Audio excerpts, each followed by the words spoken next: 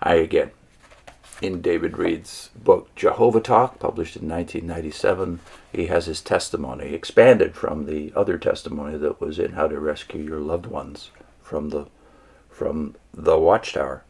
This is part two of his testimony. He's told the story of how he went from Unitarianism through atheism to Jehovah's Witnesses, and now he's talking about his exit.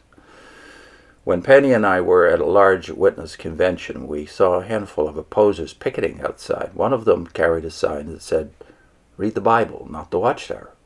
We had no sympathy for the picketers, but we did feel convicted by this sign because we knew that we had been reading Watchtower publications rather than the Bible. Later, we actually counted up all of the material that the organization expected witnesses to read. The books, magazines, lessons, etc., added up to over 3,000 pages each year, compared with less than 200 pages of Bible reading assigned. And most of that was in the Old Testament. The majority of witnesses were so bogged down by the 3,000 pages of the organization's literature that they never got around to doing the Bible reading. And we know that's true. I struggled myself with this in the 70s and 80s, knowing full well the recommendations of the Society, trying to keep up with them, but often that is weakly failing. And what went first, for me anyway, was keeping up with the new publications. I put the Bible first, and that led me right out of the Watchtower. Anyway, David goes on. After seeing the picket sign, Penny turned to me and said we should be reading the Bible and the Watchtower. I agreed, so we began doing regular personal Bible reading. That's when we began to think about Jesus. Not that we began to question the Watchtower's teaching, that Christ was just Michael the Archangel in human flesh. It didn't even occur to us to question that. But we were really impressed with Jesus as a person. What he said and did, how he treated people. We wanted to be his followers. Especially we were struck with how Jesus responded to the hypocritical religious leaders of the day, the scribes and Pharisees. I remember reading over and over again the accounts relating how the Pharisees objected to Jesus healing on the Sabbath, his disciples eating with unwashed hands, and other details of behavior that violated their traditions. How I love Jesus' response.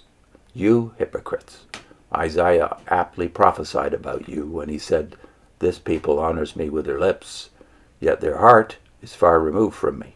It is in vain that they keep worshipping me, because they teach commands of men as doctrines." That, by the way, is Matthew 15:7-9 in the New World Translation. Commands of men as doctrines. That thought stuck in my mind, and I began to realize that in fulfilling my role as an elder, I was acting more like a Pharisee than a follower of Jesus. For example, the elders were the enforcers of all sorts of petty rules about dress and grooming. We told sisters how long they could wear their dresses, and we told brothers how to comb their hair, how to trim their sideburns, and what sort of flare or taper they could wear in their pants. We actually told people that they could not please God unless they conformed. It reminded me of the Pharisees who condemned Jesus' disciples for eating with unwashed hands. My own dress and grooming conformed to the letter, but I ran into problems with newly interested young men that I brought to Kingdom Hall. Instead of telling them to buy a white shirt and sport coat and to cut their hair short, I told them, don't be disturbed if people at Kingdom Hall dress and groom a little on the old-fashioned side. You can continue as you are. God doesn't judge people by their haircut or clothing. But that didn't work. Someone else would tell them to get a haircut or offer to give them a white shirt, or they would simply feel so out of place that they left, never to return. This upset me because I believed their life depended on joining God's organization. If we witnesses acted like Pharisees to the point of driving young people away from the only way to salvation, their innocent blood would be on our hands. Talking to the other elders about it didn't help. They felt that the old styles were inherently righteous. But then Jesus' example came to mind.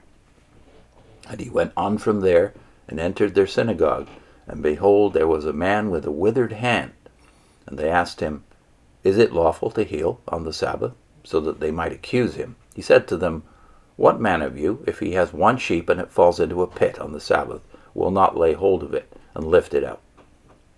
Of how much more value is a man than a sheep? So it is lawful to do good on the Sabbath."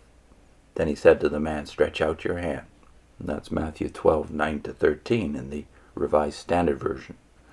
If I were truly to follow Jesus instead of men, I saw only one course open to me. I personally violated the tradition of the elders by letting my hair grow a half inch over my ears. My reasoning was, how can they pressure a newcomer to get a haircut now with one of the elders wearing the same style? Well, the other elders reacted the same way the Pharisees did when Jesus told the man to stretch out his hand. Scripture says they went out and took counsel against him, how to destroy him. Matthew 12:14 RSV. It took them a while to react, but the elders actually put me on trial, called in witnesses to testify, and spent dozens of hours discussing a half inch of hair. Grooming was not the real issue, however. For me, it was a question of whose disciple I was. Was I a follower of Jesus or an obedient servant to a human hierarchy? The elders who put me on trial knew that that was the real issue too. They kept asking, "Do you believe that the Watchtower Society is God's organization? Do you believe that the society speaks as Jehovah's mouthpiece?" At that time I answered yes, because I still did believe it was God's organization, but that it had become corrupt like the Jewish religious system at the time when Jesus was opposed by the Pharisees. And that's the beginning of the end of David Reed and his wife Penny in God's organization. And we'll get to their leaving God's organization, and I put quote marks around that phrase, by the way. We'll get to that next time. I'll put in a link to our parallel testimony, which is 8 Reasons We Were Disfellowshipped. You've probably seen that series before, but if not, it's in the testimony playlist, our personal testimony, Vivian and David Aspinall testimony or witness playlist. And this is part 3. The link I'm putting on is part 3, which is demoting Christ and making an idol out of the organization. Put the playlist on as well. See you next time.